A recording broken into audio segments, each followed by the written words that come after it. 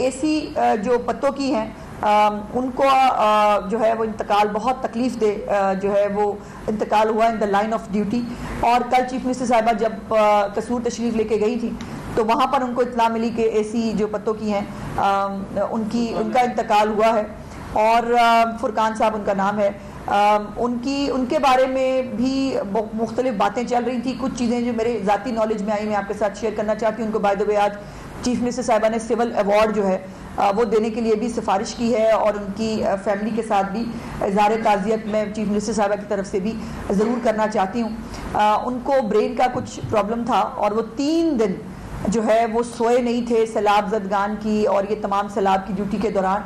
और ये इस तरह के जो अफसरान हैं वो यकीनन पंजाब के लिए, पंजाब के तमाम इंतज़ामिया के लिए जो है वो काबिल रश्क हैं, काबिल फ़ख्र हैं। और उनकी बेगम ने जो है वो डीसी साहब से ये कुछ घंटे पहले जो है वो शिकायत की कि ये 3 दिन से सोए भी नहीं हैं, इनको प्रॉब्लम भी है, तो इनसे जो है वो कहें कि ये थोड़ा आराम कर लें। और इस तरह के जो हमारे इंतज़ामिया के लोग हैं इनकी कुर्बानियों की वजह से, इनकी मेहनत की वजह से बहुत सारी इंसानी जानें जो हैं उनको बचाया गया है। उसके 3 जो है वो आर होते हैं जो इस वक्त जो कुछ मुख्तलिफ जो भी हंगामी सूरत हाल है उससे निपटने के लिए इस्तेमाल होते हैं। एक पहले रेस्क्यू है, फिर रिलीफ है और उसके बाद रिहेबिलिटेशन है। सो बहुत सारे ऐसे इलाके जहाँ से पानी जो है वो निकल गया है और अब वहाँ पर जो है वो रिहेबिलिटेशन के लिए चीफ मिनिस्टर साहब ने हुक्म दिया है कि तमाम अजला के कमिश्नर्स और डिप्टी कमिश्नर्स जो है वो नुकसानात का तखमीना लगाएं। और वो जो है इंशाल्लाह कोई हफ्ता एक के बाद जब हम पूरी तरह जो है रिहेबिलिटेशन की स्टेज पर चले जाएंगे तो वहाँ पर जो है वो उनका वादा भी है कि हर एक जो पंजाब का शहरी है उसको ना अकेला कभी पंजाब हुकूमत ने छोड़ा है ना छोड़ेंगे और उनकी हर तरह से जो है वो तकलीफ़ों का अजाला करने की पूरी कोशिश की जाएगी। एक और नई चीज़ जो चीफ मिनिस्टर साहबा का इनिशिएटिव था, जो उन्होंने कहा कि बहुत सारे ऐसे मवेशी हैं जो पानी में बहकर मुख्तलिफ जगहों पर जो है वो पहुँच जाते हैं, उनके लिए उन्होंने लॉस्ट एंड फाउंड का एक डिपार्टमेंट जो है क्रिएट करने की जो है वो हदायत दी थी तमाम कमिश्नर्स, डिप्टी कमिश्नर्स को कि एक डिपार्टमेंट क्रिएट किया जाए लॉस्ट एंड फाउंड का। बहुत एक हमारे पास वो भी अल्लाह का शुक्र है कि ऐसे शहरी भी मौजूद हैं कि जिनके पास जो है वो कुछ मवेशी अगर तैर के पहुंचे हैं तो उन्होंने इंतजामिया से रब्ता किया कि जी मेरे पास ये मवेशी आए हैं, ये जिनके हैं उनके हवाले कर दिए जाए। तो ये लॉस्ट एंड फाउंड डिपार्टमेंट जो है वो भी कायम कर दिया गया है तमाम अजला के अंदर, ताकि जो भी किसी की अगर मवेशी जो है वो पहुंच जाए कहीं पे लॉस्ट है वो भी पता हो और कहीं मिल जाए तो उसको उसके जो है वो पहुंचाया जा सके। सो ये तमाम जो गवर्नेंस है चीफ मिनिस्टर साहिबा की, उसका मॉडल ये है कि इंतज़ार मत करें कि कोई आपको फ़ोन करके मदद के लिए बुलाए। इंतज़ामिया को हर वक्त चौकन्ना होना होगा और रहना होगा ताकि वो खुद पहुँच सकें। इसके लिए ड्रोन्स के ज़रिए जो है वो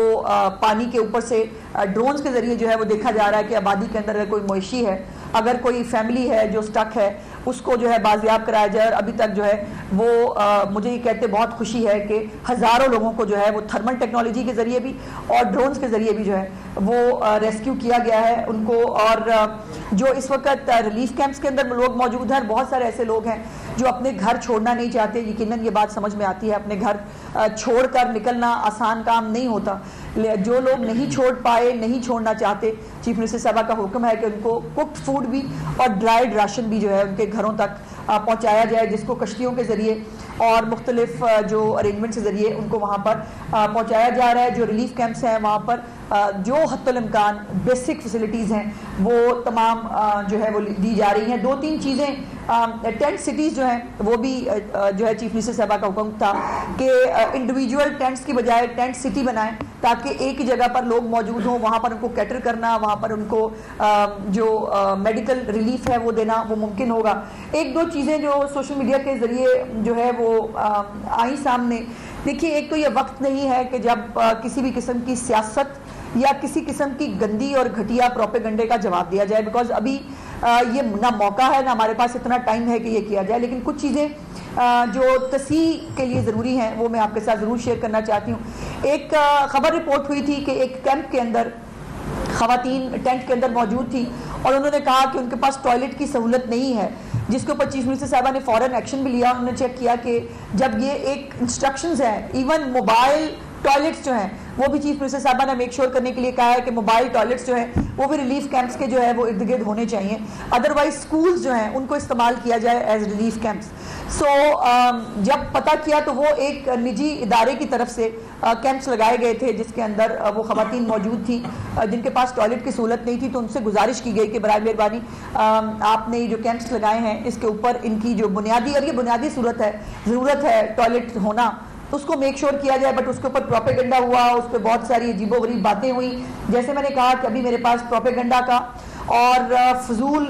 बातों का जवाब देने का टाइम नहीं है। इस वक्त पूरा फोकस पंजाब गवर्नमेंट का जो है, जो इलाकों में भी रेस्क्यू की ज़रूरत है इनको रेस्क्यू किया जा रहा है, रिलीफ पहुंचाया जा रहा है, और उसके बाद रिहेबिलिटेशन का हमें एक बड़ा एक टास्क होगा जिससे जो है वो हमें नबर्द आजमा होना है। एक और अहम चीज़ जो है, कुछ हमारे जो सड़कें हैं और हमारे पुल हैं उनकी कुछ सूरत हाल मैं आपके साथ शेयर करना चाहती हूँ। मानसून और बारिशों में सैलाब से 510 शाहराहों के सेक्शन और 64 पुल 64 जो पुल है वो मुतासिर हुए हैं। 510 शाहराहें जो है वो इससे मुतासिर हुई हैं और मजमूई तौर पर 1021 किलोमीटर ये तमाम वो सड़कें हैं जो चीफ मिनिस्टर साहबा के 1-1.5 साल के दौर के अंदर जो है वो 25,000 किलोमीटर के करीब जो है वो सड़कें पंजाब के अंदर बनाई गई थी, और इनमें मोस्टली वो तमाम सड़कें जो अभी बनाई गई थी वो भी मौजूद हैं। तो 1021 किलोमीटर सड़कें इससे मुतासिर हुई हैं। लेकिन ये एक इत्मीनान की बात यह है, चीफ मिनिस्टर साहबा का ये हुक्म था, मैं आपके साथ शेयर करूं कि 50 से ज़ायद जो शाहराहें हैं उनको बहाल ऑलरेडी कर दिया गया है। जो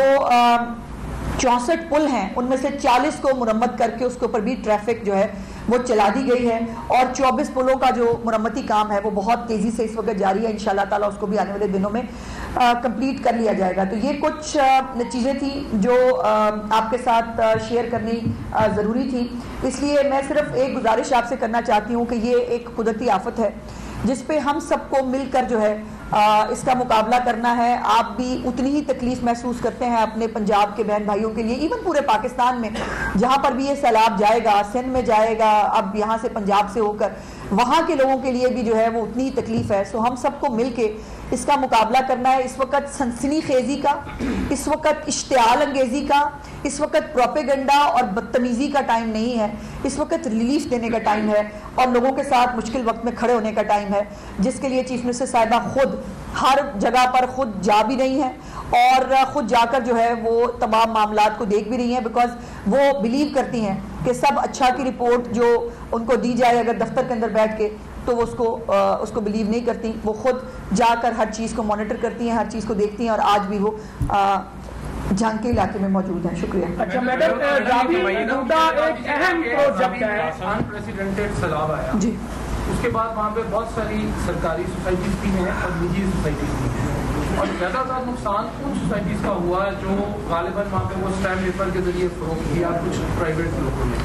और कुछ सरकारी सोसाइटीज भी हैं जो उसमें बनने जा रही हैं या बनेंगी। तो उसके खिलाफ आपने कोई एक्शन या कोई स्ट्रेटजी बनाई है कि आइंदा कम से कम मजीद वहाँ पे जो सोसाइटीज हैं जो दरिया के ब्रेड के अंदर बनाई हैं, खासकर आपका फरखाबाद के साथ बरकर टाउन है, चूर का इलाका है, उसकी सोसाइटीज का बहुत मसाइल है वहाँ पे। वो कोई प्राइवेट लोग बेच रहे हैं, स्टैम्प पेपर आप ले लें, 5, 7, 10 लाख रुपए का प्लॉट मिल जाता है वहाँ पे, उनके खिलाफ कोई गवर्नमेंट एक्शन लेगी अब? और इसके साथ मैडम ये भी एडअप कर लें कि 21 जो है वो हाउसिंग स्कीमों पर रावी फ्लैट्स पर जो है वो NOC जारी किए गए पिछली दौरे हुकूमत में, PTI दौर। पंजाब हुकूमत ने जो आपकी हुकूमत है इसने कितने जारी किए हैं? बहुत शुक्रिया। देखिए भट्टी साहब और मियां साहब, ये गुजारिश ये है कि मैं बहुत कैटेगोरिकली ये कह सकती हूँ कि मरीम नवाज शरीफ साहबा की पंजाब हुकूमत के अंदर कोई NOC जो है वो किसी भी गैर कानूनी तौर पर आबाद किसी सोसाइटी को नहीं दिया गया है,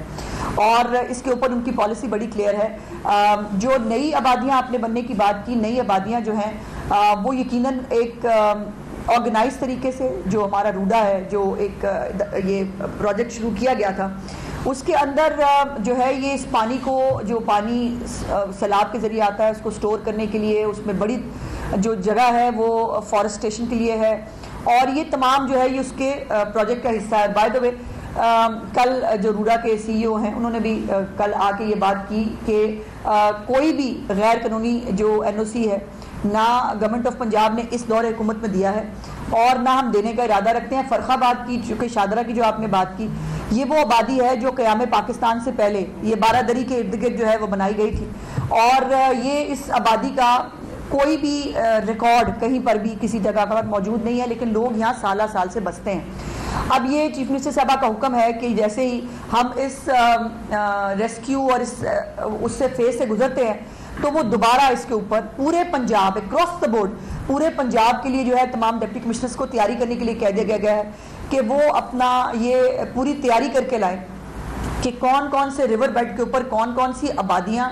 लीगल हैं, कौन सी इलीगल हैं, और अगर जो लीगल हैं उनका भी स्टेटस जो है वो क्या है, क्या उसको दोबारा लीगल स्टेटस रीइंफोर्स किया जा सकता है या वो वापस लेने की ज़रूरत है। तो एक बहुत बड़ा एक